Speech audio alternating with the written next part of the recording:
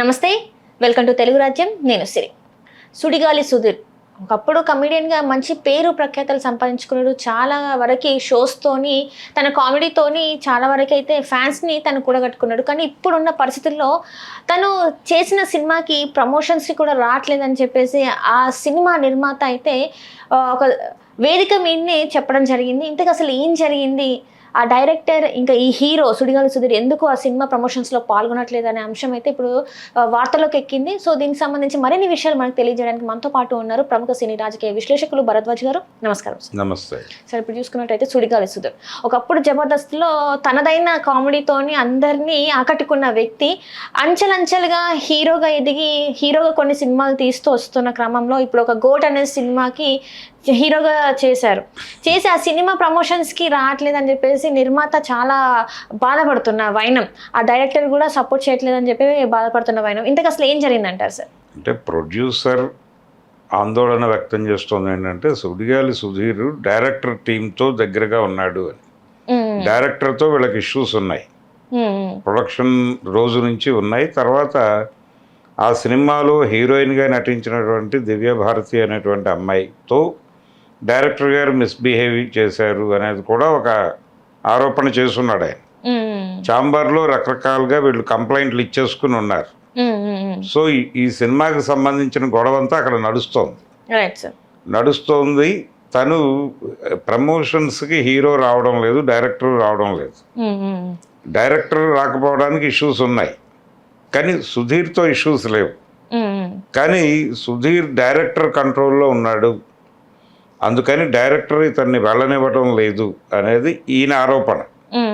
సుడిగాలి సుధీర్ బహుశా నేను అనుకోవడం ఈ గొడవల మధ్య ఈ సినిమాని భుజానేసుకోవటం అనేది ఇబ్బందికరం అవుతుంది అని అనుకుని దూరంగా ఉన్నాడేమో అనేది నా ఉద్దేశం. ఎందుకంటే ఒక వివాదాస్పదమైన ప్రాజెక్టుని భుజానేసుకుంటే ఆయనకు తెలిసి ఉండొచ్చు ఎవరెవరు శత్రువులుగా మారుతారు అనేది. తన కెరియర్ ప్రధానం కాబట్టి తన కెరియర్కి ఈ ప్రమోషన్స్లో పాల్గొనటం అనేది హెల్ప్ అవుతుందని అతను అనుకుంటూ ఉండకపోవచ్చు. అందుకని అవాయిడ్ చేస్తూ ఉండొచ్చు.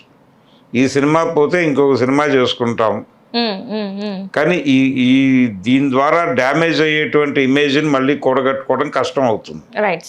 అందుకని ఈ వివాదాస్పదమైనటువంటి ఏరియాలో ఉండటం మంచిది కాదు. అంటే అక్కడికి వెడితే డైరెక్టర్ ఇతను ప్రొడ్యూసర్ స్టాండ్ తీసుకున్నాడు అని గొడవకు దిగే అవకాశం ఉంది. అలా కాకుండా అతను ప్రమోషన్స్కి వెళ్ళకపోతే ప్రొడ్యూసర్ డైరెక్టర్ స్టాండ్ తీసుకున్నాడు అని ఆల్రెడీ మాట్లాడుతున్నాడు. రేపు పొద్దున అతను ఒక వివరణ ఇచ్చుకోవడానికి అవకాశం ఉంటుంది. నేను ఇంకో కార్యక్రమంలో బిజీ అయిపోయాను, ఇది ఎప్పుడో మొదలైన సినిమా, మధ్యలో వీళ్ళు ప్రమోషన్కి రమ్మంటే నేను రాలేకపోయాను, టెక్నికల్ ఇష్యూస్ పర్సనల్ ఇష్యూస్ వలన రాలేదు, కానీ నేను సినిమాని ఇబ్బంది పెట్టాలనేది నా ఉద్దేశం కాదు. పైగా ఈ రిలీజుకు సంబంధించి ఈ పబ్లిసిటీ వ్యూహాన్ని ముందుగా నాతో చర్చించలేదు, అందుకని నన్ను డైరెక్టర్ టీంలో ఉన్నాడు, ఇతను డైరెక్టర్తో సన్నిహితంగా ఉన్నాడు, ఇలాంటి మాటలు కూడా ఆయన మాట్లాడేసిన తర్వాత ఇప్పుడు నేను వెళ్ళటం కరెక్ట్ కాదు, అందుకని ఆగిపోయాను. ఇలా తన వ్యవహారాన్ని జస్టిఫై చేసుకోవడానికి 100 రకాల ఆర్గ్యుమెంట్లు తయారు చేసుకుని ఉండుంటాడు. అతను చేసుకోవడానికి అవకాశం ఉంది. ఎందుకు అవకాశం దొరికిందంటే వెళ్ళకపోవటం వల్ల. కాబట్టి వెళ్ళకపోవటం బెటర్ వెళ్ళటం కన్నా అని సుధీర్ అనుకోవడానికి అవకాశం ఉంది. ఇక్కడ గొడవ ఉన్నది డైరెక్టర్తో గొడవ ఉంది కాబట్టి తను ఆ ఏరియాకి వెళ్ళటం కెరియర్ పరంగా ఇబ్బంది అని అనుకుని ఉండొచ్చు. రెండోది, ప్రొడ్యూసర్ గారు తన వెర్షన్ తాను చెప్తున్నాడు. ప్రొడ్యూసర్తో వీళ్ళకి ఇంకా ఇష్యూస్ ఉండొచ్చు, ఎవరికి హీరోకి కూడా ఉండొచ్చు, సుధీర్కి కూడా ఇష్యూస్ ఉండొచ్చు. తను రోడ్డు మీదకి వచ్చి రచ్చ చేస్తే అది ఇబ్బంది అవుతుంది, అది కూడా తన కెరియర్ మీద ప్రభావం చూపిస్తుంది. అందుకని డైరెక్టర్ వెనకాల దాక్కుని ఆ జరిగే దానిలో ఏదైనా మంచి జరిగితే అది తనకి దక్కుతుంది అనుకుని కూడా అలా వ్యూహాత్మకంగా వెనకాల సైలెంట్గా ఉండిపోయి ఉండొచ్చు. ఆయన అన్నట్టుగా కేవలం డైరెక్టర్ గారి కంట్రోల్లో ఉండి అతను అవాయిడ్ చేస్తున్నాడు అన్న మాట కరెక్ట్ అని నేను అనుకోవడం లేదు.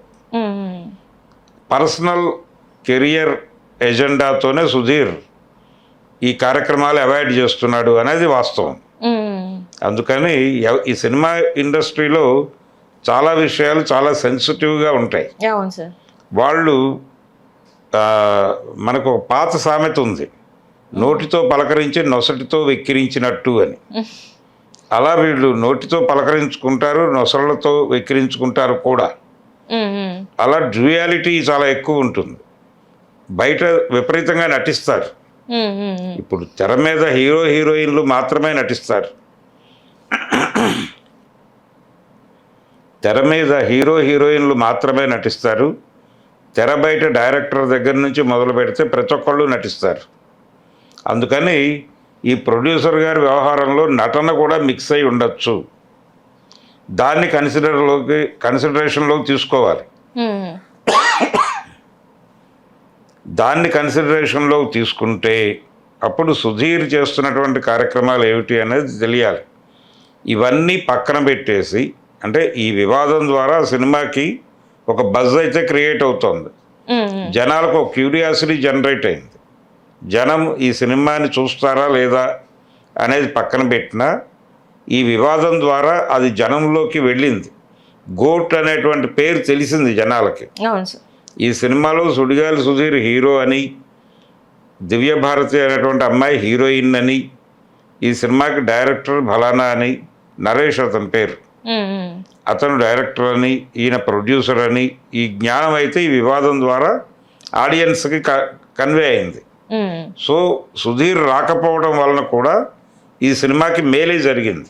అంటే ఇప్పుడు ప్రొడ్యూసర్ చెప్పేది ఏంటంటే, తన అంటే ఇప్పటివరకు తన కెరియర్ లోనే ఇంత బడ్జెట్ మూవీ ఎవరు పెట్టలేదు, నేను పెట్టాను అని చెప్పేసి తను మాట్లాడే. అట్లాంటి అయినా అప్పుడైనా కొంత అదైనా ఉండాలి కదా సార్. మరి అంటే తన ఆర్గ్యుమెంట్ అది, ప్రొడ్యూసర్ ఆర్గ్యుమెంట్. అవతల వాళ్ళకి కష్టాలు ఏంటో చెప్పుకోవాలిగా, అవతల వాళ్ళకి కూడా అవకాశం ఇవ్వాలి కదా మాట్లాడటానికి. ఎందుకు మాట్లాడటం లేదు అనే యాంగిల్లో కూడా విషయాన్ని చూడాలి. ఒక ప్రెస్ మీట్ లాంటిది పెట్టి, ఇలాంటిది ఒక చిన్నది ప్రెస్ మీట్ వాళ్ళని పిలిచేసి ఇది నా పరిస్థితి అని సుడిగాలి సుధీర్ అని ఇప్పటి వరకు ఎందుకు స్పందించలేదు సార్? ఇన్ని రోజులు అవుతున్నా కూడా స్పందించకపోవడానికి ఏదో గట్టి రీజన్ ఉంటుంది అతనికి. మాట్లాడకపోవడం ద్వారా అతనికి చాలా స్పష్టంగా తన కెరియర్ ముఖ్యం. తన కెరియర్ని ఇబ్బంది పెట్టుకోవడం అవుతుంది అనుకునే రావడం లేదు. అతను అవాయిడ్ చేస్తూ ప్రొడ్యూసర్ని గాయపరచకుండా బహిరంగంగా మాట్లాడటానికి కూడా ఇష్టపడలేదు అతను. అందుకని రహస్యంగా ఉన్నాడు. అది అర్థమైపోతుంది. ఆ సన్నివేశం చూస్తే ఇది జరిగి ఉండొచ్చు అనేది అర్థమవుతుంది. కాబట్టి ఆయన ఓపెన్గా ప్రెస్ మీట్లు పెట్టి మాట్లాడటం ఇలాంటి పనులు కూడా చేయడు, అవాయిడ్ చేస్తున్నాడు అంతే. ఈ అవాయిడ్ చేయటం అనే దాని మీద ఆయన వివరణ ఇవ్వడు ప్రొడ్యూసర్ గారు. ఆయనకు తెలుసు ఎందుకు అవాయిడ్ చేస్తున్నాడో ఆయనకు క్లియర్గా తెలుసు. కానీ ఆయన మాట్లాడు అంటే ఆయన ఉద్దేశం ఏంటి, ఆయన ఒక అభిప్రాయానికి వచ్చేసి ఉంటాడు అనుకుంటున్నాను నేను. అదేంటంటే ఈ వివాదం డెఫినెట్గా సినిమాకి మరక మంచిదే అన్నట్టుగా, ఈ వివాదం మనకు ఉపయోగపడే వివాదమే, దీన్ని కొంచెం చేద్దాం, దీని ద్వారా మంట రాజేద్దాం. ఇప్పుడు రేపో ఎల్లుండో సుధీర్ వస్తానన్నా రావద్దని చెప్తాడు అంతే. జనంలోకి సినిమా క్యారీ అయిపోతే గోట్ సినిమాని నేను అమ్మాలనుకుంటున్నాను అంటాడు ఒక డిస్ట్రిబ్యూటర్ దగ్గరికి వెళ్ళి. గోట్ అంటే అదే సుధీర్ రాలేదు అని చెప్పి అంటాడు అతను. ఇదంతా అతని బ్రెయిన్లో ఫీడ్ అవుతుంది కాబట్టి ఇలా సినిమాని జనంలోకి పంపు చేయటానికి ఇది ఉపయోగపడుతోంది ఆయనకి. సుధీర్ వచ్చినా ఇంత ఉపయోగం జరిగిండేది కాదు. సుధీర్ రాకపోవడం వల్ల మనం మాట్లాడుకుంటున్నాం ఆ విషయాన్ని. సుధీర్ వచ్చుంటే మాట్లాడుకోరు కదా ఎవరు. కాబట్టి సుధీర్ రహస్యంగా ఉండే ఆ సినిమాని ప్రమోట్ చేస్తున్నాడని అనుకుంటాను కావచ్చు కూడా. అంటే డైరెక్టర్ ఎలాగూ రాడు కాబట్టి వాళ్ళతో సీరియస్ ఇష్యూసే ఉన్నాయి. ఆయన మాట్లాడుతున్న పద్ధతి ప్రకారం సుధీర్ మీద సీరియస్ ఎలిగేషన్స్ లేవు ప్రొడ్యూసర్ వైపు నుంచి. కానీ ప్రొడ్యూసర్ వలన సఫర్ అయి ఉండొచ్చు అతను, అందుకనే అవాయిడ్ చేస్తూ ఉండొచ్చు. ఈ అవాయిడ్ చేయటాన్ని కూడా వాడేసుకుంటున్నాడు ఈయన. ప్రయోజనం పొందుతోంది అంతిమంగా ప్రొడ్యూసర్. ఎవరు ఇబ్బంది పడ్డా కానీ సినిమా రిలీజ్ చేసుకుంటోంది ఆయన, రిలీజ్కి సంబంధించి బజ్ క్రియేట్ చేసుకుంటోంది ఆయన. అంతిమ లబ్ధిదారుడు ఎవరు ఈ వ్యవహారంలో అంటే ప్రొడ్యూసర్ గారు. కాబట్టి సుధీర్కి వచ్చేదేం లేదు దీనిలో, ఇమేజ్ ఇబ్బంది పడకూడదు అనే ఒకటే పాయింట్, ఆ సింగిల్ పాయింట్తో తన్ని తాను కాపాడుకోవడానికి యుద్ధం చేస్తున్నాడు అతను, అంతే. హలో, తెలుగు రాజ్యం ఛానల్ చూస్తున్నారా?